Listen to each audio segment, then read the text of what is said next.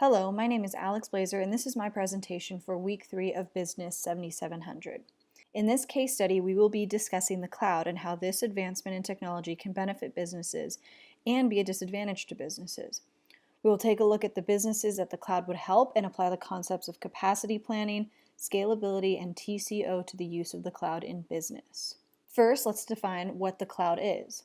Bonnie Cha from recode.com presents a nice description.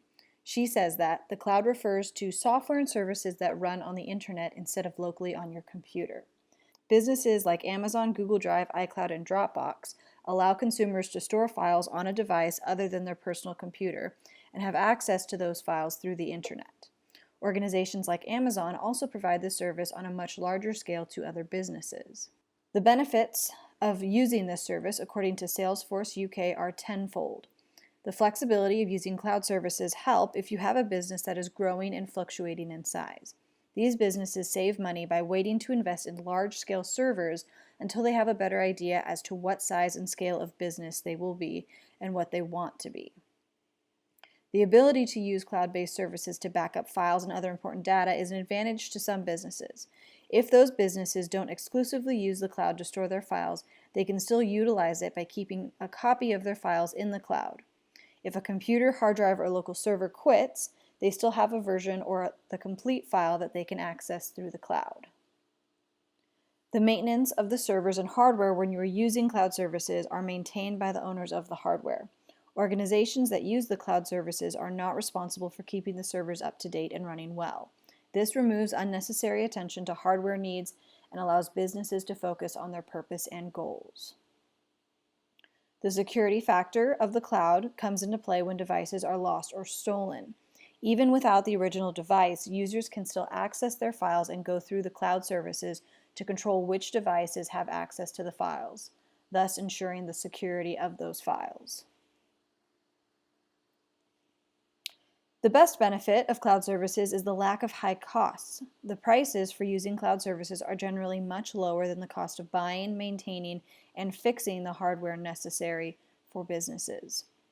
Another benefit is the collaboration that cloud services provide. Teams can access files and information to provide more collaborative work, connecting people across the globe. It also allows users to work from anywhere they have a Wi-Fi network.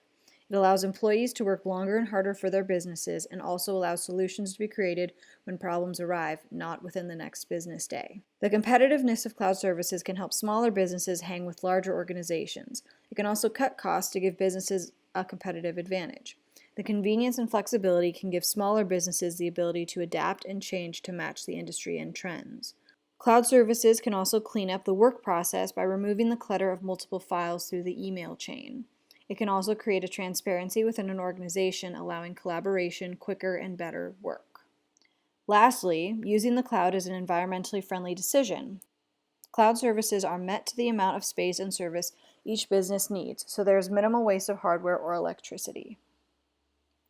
Even with all these advantages, there are still some disadvantages to using and relying on cloud services. Sesha Chawla from Cloud Academy lists 6. The potential for downtime is a big con for using the cloud. There have been instances where the cloud has been down and the businesses using the cloud have not been able to access their files. Security and privacy can also be a disadvantage. No system is perfectly secure, and there is always the risk of a connection being hacked or information being inappropriately accessed and used. With the use of the internet, there is the risk of attack. Cloud services and their reliance on the internet can create a vulnerability for hackers to attack a business or even employees personally. There are limits to the use of cloud services. Organizations offer packages or plans for each business, but businesses cannot entirely customize the cloud to serve their needs. Organizations are then forced to work within the constraints of what the cloud services can offer. The internet connection is also very important. If the strength of a connection is not strong enough to download or access the files quickly, it can be detrimental to a business. The costs of using the cloud can outweigh the costs of owning and operating your own hardware. In some cases, the cloud is not the best option for businesses and can cost more depending on the amount of data stored and the use of the cloud. Scalability, according to Loudon and Loudon, refers to the ability of a computer, product, or system to expand to serve a larger number of users without breaking down. Systems and organizations that are scalable have the potential to grow. The processing power of their hardware and personnel need to be able to handle more than their current load in order to be scalable. In this case, scalability is an advantage for cloud services. Because of the flexibility of businesses to use less or more of the cloud based on their workload, they can grow and shrink and not worry about buying more hardware or maintaining too much hardware. Capacity planning is a part of scalability. Tamura from planettogether.com describes it as a method of management that features the efficient use of resources through a projection of production needs.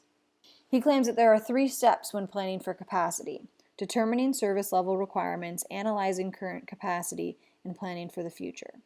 Service level requirements involve the business taking a closer look at what they do and what it takes to get it all done. This provides the business the opportunity to better understand their threshold for capacity.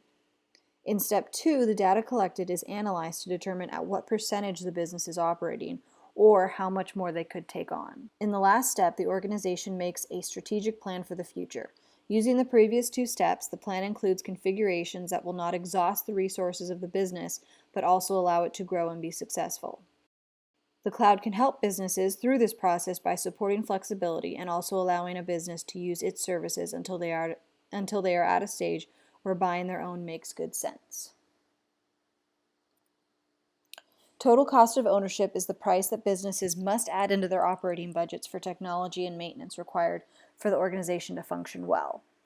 Loudon and Loudon write about the TCO model that helps organizations analyze these direct and indirect costs in order to find the true cost and its implications on business. The model includes looking at hardware acquisition, software acquisition, installation, downtime, maintenance, and more. Each of these components creates a cost for the organization and can either be a good cost or an exorbitant cost. The cloud can help remove the larger costs by giving the maintenance, software updating, infrastructure, and hardware acquisition along with other components to the cloud services company, thusly saving the organization time and money.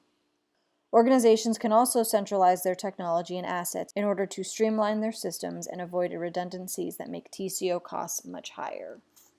There are a variety of businesses that would and could benefit from using cloud services instead of purchasing and maintaining hardware. Fagoni from RapidScale.com lists a few industries that either use cloud services or can gain an advantage from using the cloud. The insurance industry has grown in the past 30+ years, collecting all the customers' information, storing their files, and providing customers and other professionals access to those accounts gives businesses who use the cloud an advantage.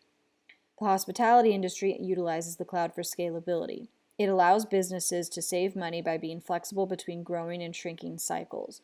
It also allows for customers to make reservations and communicate needs ahead of time, allowing for a better experience.